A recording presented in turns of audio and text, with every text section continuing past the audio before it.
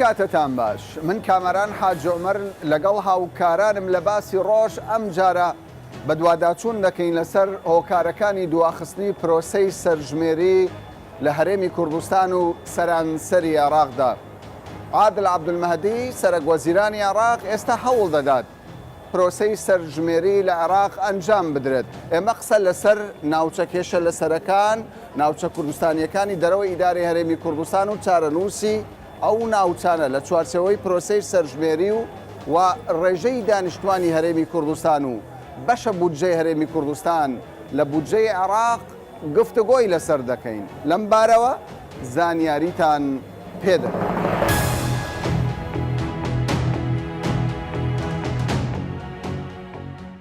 ئێوە تازە لە بەغدا گەڕاونەتەوە دەمانوێت بزانین چ تەفاهمێکتان لەگەڵ حکوومەتی بەغدا کرد و لەسەر چی ڕێکەوت؟ بەڵێ خۆی کۆبوونەوەکەی دوێنێ یەکێک لە کۆبوونەوەکانی کە بەرەو سەرژمێریە و ئەو بابەتانەی کە پێویست بوو باسکراون ئەوانە باسکران کە جەختکردنەوە بوو لەسەر ئەنجامدانی سەرژمێری. ئێمە جارێکی تر جەختمان لەسەر ئەوە کردەوە کە هەرێمی کوردستان لەگەڵ ئەنجامدانی سەرژمێریە. دووهەم لەلایەنی فەنی و تەکنیکیەوە ئەو شتانەی کە پێویستە ڕێی خۆمان وت ئەوەی کە پەیوەستە بە بەڕێوەبەرایەتیەکانی ئامار لە هەر سێ پارێزگای هەرێمی کوردستان طبعاً بە هەڵەبجەشەوە کە ئێستا پارێزگە بۆتە چوارەم و بابەتی سیاسیش هەندێک کێشە هەیە کە پەیوەست بوو بە مەسەلەی قەومیە پرسیاری قەومیە کە لە ناو سەرژمێریەکەدا هەیە کە کاتی خۆی هەندێک مشتومەڕی لەسەر هەبوو. بەڵێ باشە سەبارەت بە جددیەتی بەغدا پێشتر زۆر جار هەرێم داوای کردووە سەرژمێری بکرێ بەڵام وەکو باسی لێوە دەکەن هۆکاری سیاسی دەستوەردانی دەرەکی کۆمەڵک هۆکاری تریش وای کردووە بەغدا جددی نەبێت. ئەو جددیەتان لە بەغدا بینیوەکە لە 2020 سەرژمێری بکرێ؟ بە تەسەووری من ئەو جددیەتە هەیە. بەڵێ و خۆی بەپێی یاساش بەپێی دەستوری عێراقی سەرژمێری بابەتێکە لە بابەتەکانی مادەی 110 کە حەسریە و لە دەستی حکوومەتی ناوەندە. باشە ئەگەر ئەنجامدانی سەرژمێری بۆ باشووری کوردستان زۆر زەڕوڕ بێت سەبارەت بە بودجە کۆمەڵێک پرسی دیکە کە پەیوەنددارە بە نێوان هەولێر و بەغدا بەڵام سەبارەت بە ناوچە ناکۆکەکان ئێوە ڕازی بوون لەو ناوچانە سەرژمێری بکرێ بەم شێوەیە کە ئێستا وەکو باسیەوە دەکرێت ئەسکەرتارێت لەوێ حکومڕانی دەکات؟ مەسەلەی سەرژمێری شەرعیەت نادات بە هیچ وەزعێک ئەوە دەبێت لەوە وازح بین لە خودی یاساکەشدا هاتووە کە ئەو کاتێک کە یاساکەشدا ڕێژراوە پێشی ئەم زەمانانەش بووە بەڵام بۆ نمونە ئەگەر شخصێک لە خانوویەکدا بێت و لە کاتی سەرژمێری پرسیاری لێ بکرێت ئەم خانووە مڵکی تۆیە یان نە ئەگەر مڵکی ئەویش نەبێت و بڵێت بەڵێ مڵکی منە بەو وتەیە و بەم معلومەیە نابێت بە مولک. بەڵام ڕێژەی دانیشتوان تەسیر ناکە ڕێژەی عەرەب ڕێژەی تورکمان خەڵکێکی زۆری کورد ئاوارە بووە. ڕاستە ئەوە خۆی دیسانەوە دەڵێم هەر وەزعێک کە لە هەر شوێنێک هەبێتن لە هەر ناوچەیەک هەبێتن یاسا ئەم یاسایی سەرژمێری وەزعەکەی تەوزیح کردووە سەبەبی وجودی ئەو لەوێ ئەوە بابەتێکی ترە. ئێستا معلومە کە لە عێراق بە ملیۆنها کەس ئاوارە بووە و جێی نیشتەجێبوونیان گۆڕاوە بەڵام ئەمە بە نسبەتی خودی سەرژمێریەکەوە هیچ شەرعیەتێک نادات بە هیچ کەسێک. تەنانەت کە ئێمە باسی ئەوەی کە با بڵێن جێی ئەوەیە کە ئینسان بیری لێ بکاتەوە ڕەبتی بینی سەرژمێری و مەسیری ناوچە ناکۆکی لەسەرەکانیان ناوچە کوردستانیەکانی دەرەوەی هەرێمە. ئەو ڕەبتە پێشتر پێشی ئەم حەدەسانە لە مەحکەمەی ئیتیحادی لە ساڵی 2010 حەسم بووە کە خودی ڕێژمارەکانی سەرژمێری نابن بە بەدیلی مادەی 140 کەوایان نابێتە مەترسیەک لەسەر چارەنووسی ناوچە کێشە چونکە چارەسەری ئەمە ئێستا طبعاً ئەوەی ئیطارە قانونیەکان باسەکەین ئیطاری قانونی مادەی 140 وازحە کە ئەویش لە سێ خەتوە پێک دێت خەتوەکان تەطبیعن و لەگەڵ ئیحسا و دوای ئەوە ئیستیفتا ئەو ئیحسائی کە باس کراوە لە مادەی 140 ئیحسائی سەرژمێری نییە چونکە سەرژمێری لە هەموو عێراق دەکرێتن و یەکێک کە شوێنی نیشتەجێبوونی پێشتر با بڵێن محافظەیەک بۆیان شارێک بۆ ئێستا لە شوێنێکی ترە لە ناو سەرژمێریەکە دەنووسرێتن بەڵام ئیحسائی مادەی 140 زیاتر پەیوەندی دەبێتن بە سجلاتی کۆن سوکانی ئەسلی زۆر باش سجلاتی ساڵی 1950 ممکنە ببێت بە ئەساسێک باش ممکنە ئێمە بابینە سەر شنگال مەخمور چەندین ناوچەی دیکە کە لە سنووری هەرێمی کوردستان بەڵام لە ئەرزی واقعدا بەغدا وەکو مامەڵە بەم شێوەیە مامەڵە لەگەڵ ناوچەیەکی کوردستانی ناکە و بەشێکی زۆریش لەوانە ئاوارە بوونە بە تایبەت لە دەڤەری شنگال یعنی ئەمانە چۆن تعاملی لەگەڵدا دەکرێت لە سەرژمێر هەر کەسێک طبیعی تەفاسیل هێشتا تەفاسیل زۆر ماوە بە تایبەتیش کە وەزعی عێراق ڕاستە گۆڕانکاری بەسەر داهاتووە و ئێمە لە ئێستاوە ئەوەی کە باسی دەکەین سەرژمێری بۆ دوای ساڵێک و نیوی ترە تقریبن و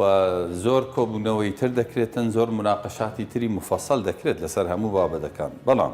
عملیان کە باسی بکەین سەرژمێری بەو شێوەیە دەبێتن ینی چه تەوزیحاتێک و چه ئیجرعاتێکیش بگرێتە بەر هەر کەسێک لەو شوێنەی کە لێیەتی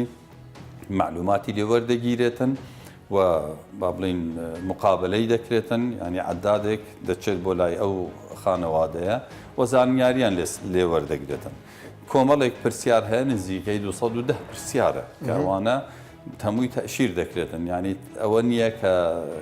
یەکێکی خەڵکی با بڵین سنجار کە ئێستا لە دهۆک بێت لە کەمپێک بێتن معلوماتی لێ بزر نابێتن هەموو شتەکان ئیلتیقات دەکرێتەوە اینجا وەکو باسم کرد کەوای هەمە هەنگی هەیە لە نێوان ئێوە و بەغدا لە دیاریکردنی پرسیارەکانش بەڵێ بەڵێ سەبارەت بە ڕێژەی هەرێمی کوردستان ڕێژەی دانیشتوانی لە بودجەدا دەڵێن ئێستا ڕێژەکە بۆتە لە 12.67 بەڕاست ئێمە دەزانین ڕێژەی دانیشتوانی هەرێمی کوردستان لە چوارچەوەی عێراقدا چەندە لە 170 زیاترە یان کەمترە خۆی ئەوەی کە وازەحە بە ئەوە باس بکەین یەکەم شت دەستور تەوزیعی ثەڕەوات با بڵین لە عێراق ژمارەی دانیشتوانی کردووە بە یەکێک لە بنەماکە یعنی ئەوە نییە کە تۆ ئەڵەی ئەم محافظەیە نفوسی ئەوەندەیە تەواوی تر ڕقەمێکی سابت هەیە لەسەر ئەو ڕقەمەچ چونکە احتیاجات شەر نییە پەیوەست بێت بە ژمارەوە ئەمە یەک خاڵی دووەم ئەم ئیتیفاقی کە ئێستا هەیە لە بینی هەرێم و بەغدا لەسەر 70% کە هەبوو با بڵین تا ماوەیەکی زۆر کاری پێکرا ئیتیفاقێکی سیاسیە هەرێم داوای زیاتریە کرد بۆ بەغدا اقتراحی کەمتریە کرد ئاوا پێکاتن و لە ناو ئەو ئیتیفاقەشدا با بڵین زەرەرمەندی کوردستان و بۆ ساڵانێکی دوور و درێژ کە بە تایبەتی لەو کاتی ڕژێمی پێشوو کە هەرێمی کوردستان مەحروم بوو لە زۆر شتی عێراق لە سەرەواتی عێراق لەبەر ئەوە بە هەمان شێوە ژمارە و ڕێژەکە هەرچیەک بێتن لە کۆتاییدا بە تەسەوری من ئیتیفاق دەبێت ئیتیفاقێکی تەوافقی بێتن تەنها ژمارە نەبێتن و تەنها داخوازی هەرێم بەرچاوڕوونیتان هەیە لە سەدا چەندە ئێستا؟ نەخێر بەرچاوڕوونی نەخێر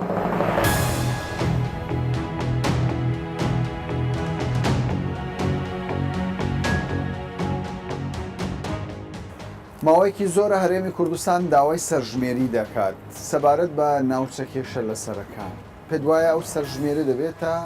فاکتەرێکی باش یان خراپ دیارە سەرژمێری بابەتێکی گرنگەوە هیچی لە ڕێفراندۆم کەمتر نییە دەبێ ئێمە زۆر بەبایەخەوە لەگەڵم کەیسە تەعامل بکەین ئێمە پێش 2 هەفتە لێرە لەگەڵ بەڕێز جێگری سەرۆکوەزیرانی عێراقێک لەو بابەتانی کە باسمان کرد بابەتی سەرژمێرێکەوە بڕیارە لە ساڵی 2020 بکرێت ئەو بابەتە بەنسبەت ناوچە کێشە لە سەرەکانە تۆزی حساسەوە زۆریش گرنگە ئەگەر تەمەشا بکەی لە دوای ئەوەی کە نەوت لە کەرکوک دۆزراوەتەوە حکوومەتی عێراقی هەوڵی داوە داهاتی کەرکوک لەبەرەوەی بووەتە سەرچاوەیەکی گرنگ بۆ داهاتی عێراق بۆ هەوڵی داوە کوردی یەکەم کاتەوە زیاتر لە ژێر کۆنتڕۆلی حکوومەتی عێراق بێ ئێستا چیە بکرێت باشە یان خراپ ئێستا دەبێ ئێمە سەرەتا هەوڵ بدەین لێرەوە هەتا سەرژمێری دۆخی کەرکوک و پێش 16 ئۆکتۆبەر ئاسایی بکرێتەوە ئاوارەکانی ئێمە کە لە دوای 16 ئۆکتۆبەر بگەڕێنەوە عەرەبانەی کە لە کەرکاتونەتە کەرکوک لەم ماوەیە دەربکرێن لە هەمووی گرنگتر هەندێک قەراری نایاسایی کە پارێزگاری کەرکوک دەری کردووە کاریگەری لەسەر پرۆسی ئیحساکرێ بۆ نمونە پێدانی بتاقی سەکەن وەکو بەشێک لە ئەوەی ناسنامەی هاوڵاتی بوونی ئەو شارەیە دراوە بە خەڵک لە دەرەوەی ڕێکارە یاسایەکان دەبێ ئەو بابەتانە هەڵبۆشێنرێتەوە بۆ 2020 دەبێ هەڵبۆشێنرێتەوە ئەو عەرەبانەی کە لەوێن چۆن لە ماوەکانی ڕابردووە لە 10 ساڵی ڕابردوو مەحکوم بوون بە مادی 140 کە نابێ لەسەر ئەو ناوچانە هەژمار بکرێن بەڵکو لەسەر ناوچەکە ئاستەکانی خۆیان هەژمار بکەن ئەو کاتە ئاساییە سەرژمێری بکرێ و ئێمە دڵنیان لە ڕێژەی کورد کە زۆرینی ئەو شارەیە. باشە پێ وایە تا ساڵی 2020 ئەوەی کە ئێوە دەتانەوێت دۆخەکە ئاسایی بێتەوە ینی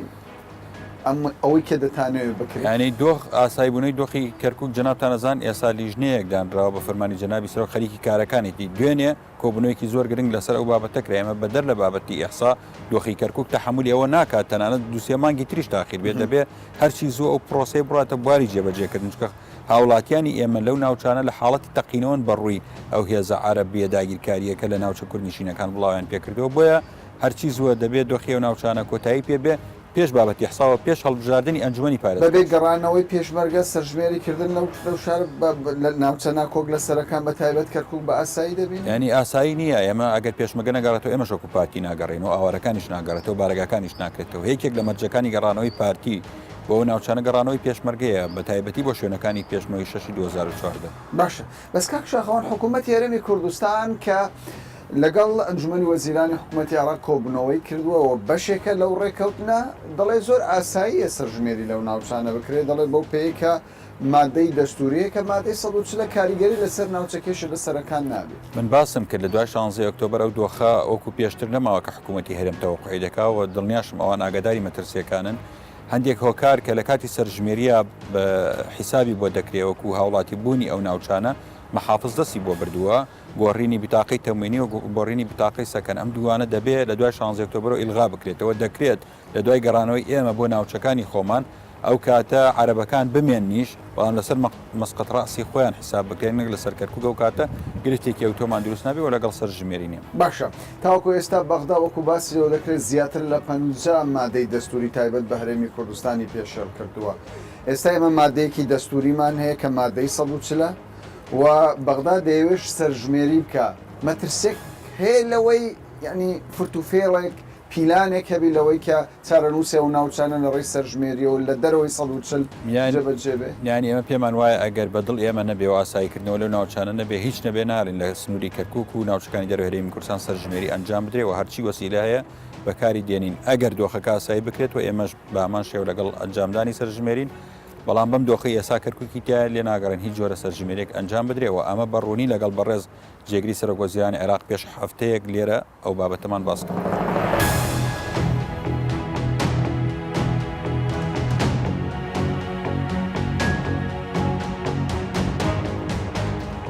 ئەنجامدانی سەرژمێری لە عێراقدا بۆ خەڵکی کوردستان دوو سوودی هەیە یعنی کۆمەڵێک سوودە بەڵام لە گرنگترینیان دوو سوودیە یەکێکیان حکوومەتی عێراق ڕێژەی بودجەی هەرێمی کوردستان لەسەر ئەساسی ڕێژەی دانیشتوانی هەرێمی کوردستان دیاری دەکات و کورسی نوێنەرانی هەرێمی کوردستانش لە پەرلەمانی عێراق هەر لەسەر ئەو ئەساسە دیاری دەکات تاوەکو ئێستا وەزارەتی پلاندانانی حکوومەتی عێراق و هەرێمی کوردستان ئامارێکیان هەیە دەڵێن لە 2003دا ڕێژەی دانیشتوانی عێراق زیاتر بووە لە 25 ملیۆن کەس ئەو کات کورد 4 ملیۆن و نیوی تێپەڕ کردووە ڕێژەی دانیشتوانی لە 2017دا جارێکی دیکە ئامارێک بڵاو کراوەتەوە عێراق گەیشتۆتە 37 ملیۆن کەس ڕێژەی دانیشتوانی هەرێمی کوردستان بە زیاتر لە 5 ملیۆن و نیو کەس هەژمار کراوە چاوەڕێ دەکرێت لە ساڵی 2022دا ڕێژەی دانیشتوانی هەرێمی کوردستان بە بەراورد لەگەڵ گەشەی مرۆیی لە عێراق لە باشوور و ناوەڕاستدا کەم بکات ڕێژەی دانیشتوانی عێراق بۆ ساڵی 2023 وەکو ئامارەکەی عێراق باسی لێوە دەکات دەگات بە زیاتر لە 43 ملیۆن کەس بەڵام لە هەرێمی کوردستان دەگاتە 6 ملیۆن و 500 هەزار کەس کە ئەمەش بە بەراورد لەگەڵ ینی ڕێژەی دانیشتوانی عێراق ڕێژەی دانیشتوانی هەرێمی کوردستان بۆ لە 14 کەم دەبێت.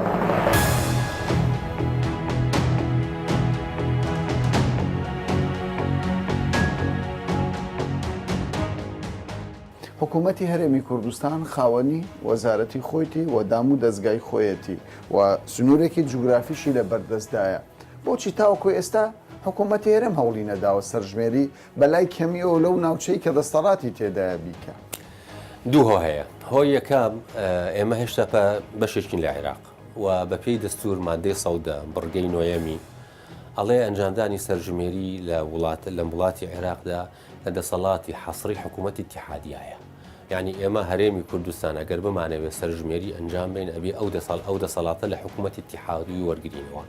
باشە وەرمانگرت ئەو دەسەڵاتە و پەرلەمانی کوردستان قەراریە کە سەرژمێری ئەنجامێ. ئێمە بزانین سەرژمێریەکە بەتەنیا بۆ هەرێمی کوردستان بەبێ عێراق چ سوودێکی هەیە بۆ ئێمە خۆمان ئەساسەن تا حدێکی زۆر ئەزانین دانیشتوانمان چەنە، ئەزانین پێکهاتەکانمان لە چۆ زیاترە و لە چۆ کەمترە، ئەوانە هەمووی ئەزانین تا حدێک ئەزانین ئێمە. بەڵام ئێمە سەرژمێریمان پێویستە بۆ ئەوەی لەسەر ئاستی عێراقیشا بزانین ئێمە بودجەمان بۆ چەند داوا بکەین. ئێمە تا ئێستا قەزەیەی بودجە ڕۆژێکەڵێن 7 لە سەر ڕۆژێکەڵێن 12.67 لە سەر ڕۆژێکەڵێن 14.9 لە سە ئەوەش لە هەموو ساڵێ لە یاسای بودجێ عێراقی ئاماژەی پێکراڵێ تاوەکو سەرژمێری ئەنجامەدرێ ئەمە ڕێژەکەیە. عێراق ئەتوانێت بە ئارەزوی خۆی ئەو ڕێژەیە دەستکاری بکە. ئێمە لە سەرژمێری ئەتوانین ئەم ڕێژەیە دەستنیشان بکەین. ئێمە سوودمان چییە بێ لەکە سەرژمێری ئەنجام بین؟ هیچ سوودێکی واوە وەرناگرین بەڕاستی ئەگەر تەنها هەرێمی کوردستان سەرژمێریەکە ئەنجام بە. جگە لەوەی کە تۆ مۆزوعی دەستوریە کە تۆ چۆن ئەبێ مامەڵە لەگەڵ مۆزوعەکەی تەنانەت ئەگەر پەرلەمانی کوردستانیش هەوڵبات بۆ جێبەجێکردنی ئەو پرۆژەیە. باسمان کردووە زۆر ئێمە لە ناو حکوومەت و لە ناو وەزارەتی پلاندانان، بەڵام بەبێ ئەوەی کە عێراق سەرژمێریەکە ئەنجام بات ئێمە سوودێکی ئەوتۆی نییە بۆ هەرێمی کوردستان. باشە پێم وایە ئێوە ینی وەزارەتەکەی ئێوە هەندێک هەوڵی داوە لەوەی کە بە شێوەک لە شێوەکان ڕووپێ و بکە بەرچاو ڕوونی وەربگرێت لەوەی ڕێژەی دانیشتوانی هەرێمی کوردستان بەلای کەمیەوە چۆنە لە چێ گەشە دەکات لە چێ گەشە ناکات. لە ڕووی گەشەی مرۆییەوە دۆخی ئێمە چۆنە بە تایبەت باس لەوە دەکرێت کە بە بەراو لەگەڵ ناوەڕاست و باشووری عێراق مەترسێکی گەورە لەسەر هەرێمی کوردستان هەیە لە ڕووی ئەوەی کە ئێمە لە پاشەکشەدای. یعنی ئەوە هەمووی تاوەکو ئێستا لە عێراق و لە هەرێمی کوردستان ڕێژەی گەشە لە عێراق و لە هەرێمی کوردستان بە شێوەیەکی خەمڵێنراوی دەرهێنراوە لەسەر ئەساسی ئەو پرۆژە ئاماریانی کە ئەنجاممان ناوە چ لە هەرێم چ لە عێراق. عێراقیش بە هەمان شێوە ئەوان ئەڵێن ئێمە لە 39 میلیۆنی 38 میلیۆنی ئێمەش ئەڵێن لە 2019 بینە سەر و 6 میلیۆن بەبێ ئاوارە و پەنابەر تەبیعی باسەکەین ئێمە. ئەگەر ئاوارە و پەنابەر بێنینە سەری ئەوە ڕێژەی هەرێمی کوردستان زیاکە. لێرەدا سەرژمێری کە ئەنجامدرا ئەو کاتە عێراقیش ئەزانی ژمارەی دانیشتوانی چەنە و ئێمەش ئەزانی ژمارەی دانیشتوان. بە شێوەیەکی گشتی ڕێژەی گەشە لە هەرێمی کوردستان لە پارێزگای سلێمانی کەمترینیانە، اینجاوەکو پارێزگای هەولێرە، اینجاوەکو پارێزگای دۆکە بەراو لەگەڵ عێراق لە ناو هەرێمی کوردستان باسە ناو هەرێمی کوردستان باسەکەم. لە عێراق لەبەر ئەوەی ڕێژەی ناوچەی گوننشینیان زیاترە لە شارنشین بە بەراورد بە هەرێمی کوردستان و هەمومان ئەزانین ڕێژەی گەشەی دانیشتوان لە گوننشین زیاترە لە هەموو ناوچەیەک. پێویستە ئێمە سەرژمێری ئەنجام بین بۆ ئەوەی بزانین بەس حەقیقی بەڕاستی ڕێژەی گەژەی دانیشتوان لە هەرێمی کوردستان لەسەر ئاستی پارێزگا و لە عێراقیش بۆ ئەوەی بتوانین ئەو قسەیە بکەین کە بڵێن ئێمە زۆر پاشەکەشەمان کردووە لە ڕێژەی دانیشتوان لەوەوە یان نەمان کردو یان کەمتر پاشەکەشەمان. ئێستا دەزانن کە ڕێژەی دانیشتوانی هەرێمی کوردستان بە فعلی چەندە؟ تەبعی ئێمە ژمارەی دانیشتوانمان لە هەرێمی کوردستان وەکو باسم کرد لە 2019 گەینە سەر و 6 میلیۆن. عێراق ئەڵێ ئێمە لە سەر و 39 تەنیا بەو 4 پارێزگای هەڵەبجە تەنها بە 4 پارێزگاکە بەبێ کەرکووک بەبێ شنگال بەبێ پارچەکانیدا ناوانە هیچ تیای نییە لەبەرەوەی دەسەڵاتی هەرێمی کوردستان ئێستا لە سنووری هەرێمی کوردستانی ئێستادایە. باشە گەشەی مرۆیی ئاساییە لە هەرێمی کوردستان ئاساییە مەترسی لەسەر هەرێمی کوردستانی نا هیچ مەترسیەک نییە. ئەمە شتێکی سروشتیە. تۆ کە کۆمەلگا پێشکەوتووە بێت ئەمە لە عالەمە هەمووی باوە کە تۆ لە ڕووی ئابوووریەوە پێشەکەوی ئیتر خێزان زیاتر بیر لە شێوازی ڕێخستنەوەی خێزانەکات. ئەمە لە هەموو عالەما وایە. ئێستا لە یابان بەڵام ئایا لە ناوەڕاست و باشووری عێراقیش لە ئەوان ئەوە پێش نەکەوتون. ینی ئێمە ئاستی ڕۆشنبیری ئیستا ڕێخستنی خێزان لە ڕووپیاوەکانی عێراق و هەرێمی کوردستانیش دەرکەوتووە کە ئێمە پێکەوە ئەنجامیین وەکو ڕووپیاوەکەی ئەخیری پار کە ئەنجامانە میکس یان ڕووپیاوەکانی پێشووتری دەرەکەوێت کە خێزان لە هەرێمی کوردستان زیاتر گرنگی ئەدات بە شێوازەکانی ڕێخستنی خێزان وەکو لە ناوچەکانی تری عێراق. باشە بۆ لە مەودووە دواخستنی سەرژمێری لە هەرێمی کوردستان و عێراق زیانی گەورەی لێ دەکەوێتەوە دەتوانین بڵێن ئیتر کات کۆتایی پێهات هەردەمێکە. ئەمە لە ساڵی 1970ەوە سەرژمێری لە عێراق ئەنجام نەدراوە لەنەوە حەو ئەنجام درا بە بێ هەرێمی کوردستان بەڵام حسابی بۆ ناکرێت چونکە لەسەر 1970ەکە حسابی بۆ کرێت لە 1970ەکەش هێشتا هەندێک خەلەلی تایە لەبەرەوەی ئەو کاتە ناوچەیەکی زۆر هەبوو دەژێت دەستی هێزی پێشمەرگی کوردستان بوو نەیانتوانی سەرژمێریەکە لەوێش ئەنجام بن بە هەر حاڵ 1970 دوایین سەرژمێریە ئەوە زیاتر لە 30 ساڵە 32 ساڵە سەرژمێری ئەنجام نەدراوە زۆر گرنگە ئێستا سەرژمێری ئەنجام بدرێ بۆ ئەوەی ئێمە بتوانین پلانەکانی خۆمان بزانین چی بکەین بۆ هەژاری چی بکەین بۆ بێکاری هەمووی بەستراوە بە یەکتریەوە هەمووی بەستراوە تەندروستیە پەروەردەیە بێکاریە هەژاریە هەمووی بەستراوە بە سەرژمێریە وەکو باسم کرد تۆ تەنها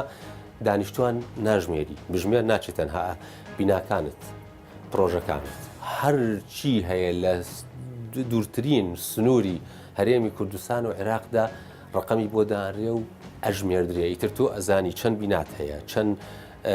پرۆژەی ئابووریت هەیە چەند پرۆژەی تەندروستیت هەیە چەند پرۆژەی نازانم چیت هەیە هەمووی ئەو کاتە خەریتەیەکی زۆر جوانن لە پێش چاوە ئەبێ ئەزانی تۆ ئەبێ چی بکەی لەکوێ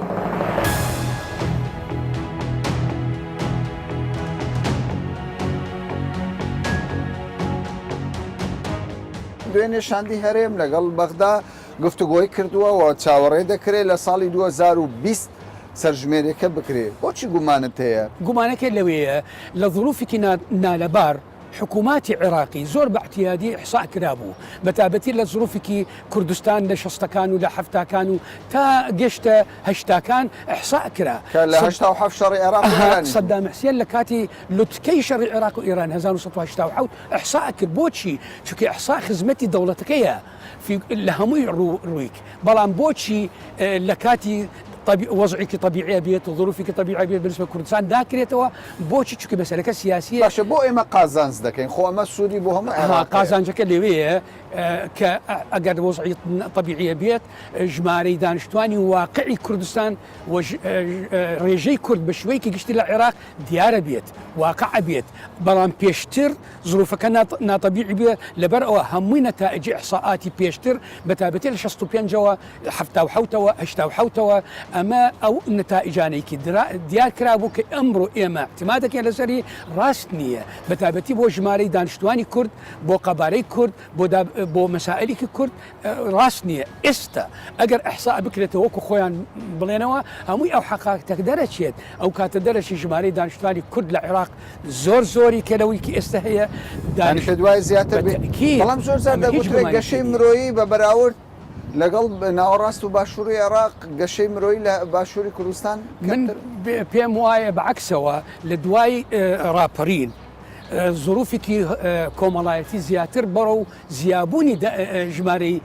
دانیشتوان بووە چونکی وەزعێکی احتیادیەکە وای لێ کرد کە خەڵک زیاتر ژنی هێنا ئەو استقرارێکی دروست بوو بە هاندەرێکی بۆ زیابوونی ژمارەی منداڵ لە کوردستان ئەگەر مقارب بکەین لە ناوڕاست و خوار و عێراقەوە چونکی ناوڕاست و خوار و عێراقەوە ڕووداوە ئەمنیەکان وای کردووە ڕێژیان کەمتر ببێ بالفعل نەک بەس مەسائلێکی ئەمنی ئەو ئەمنی بەڵکو حتا لە ڕووی ئابووریشەوە و لە ڕووی تەحەضوریشەوە جەنابە دەزانی هەر ملەتێکی کە تەحەضوریکی تێبکەوێ یعنی ژمارەی دانیشتوانی شارەکان زۆر ئەبێت ئەمە ئەبێتە عکسیەن لەگەڵ ژمارەی منداڵبوونیکی لە هەر ئوسڕێکی لە ناوچە ناکۆک لە سەرەکان بەم شێوەیە سەرژمێری بکرێت کێشە دەبێت سەبارەت بە چارە رووسیا و ناوچانە خۆی لە مادەی ساوچل جەنابە دەزانی سێ مەرحەلەی یەکەم تەطبیعکردنی ئەو ئەوضاعانەی لەو ناوچەیە دووهەم ئەبێ ئیحسائێکی بکرێتەوە لەو مەناطقان لەو نیشان تاکو بتوانن استفتا بکرێت باش ئەوم مادەی 140 بەڵام لە کاتی سەرژمێری کۆمەڵک پرسیار هەیە بەڵام ئەم پرسیارانە وا ناکات لە کۆتادا ئەو یەکلاکەرەوە بێت ینی خۆی هەدەفی ژمارەکردنی سەرژمێری ئەو ناوچانە بۆ ئەو شاکلانە نەمینی ئەو کێشە نەمینی بە دوای بکرێ باشیان نەکرێت طبعا بەنسبەتی کورد بکرێ باشە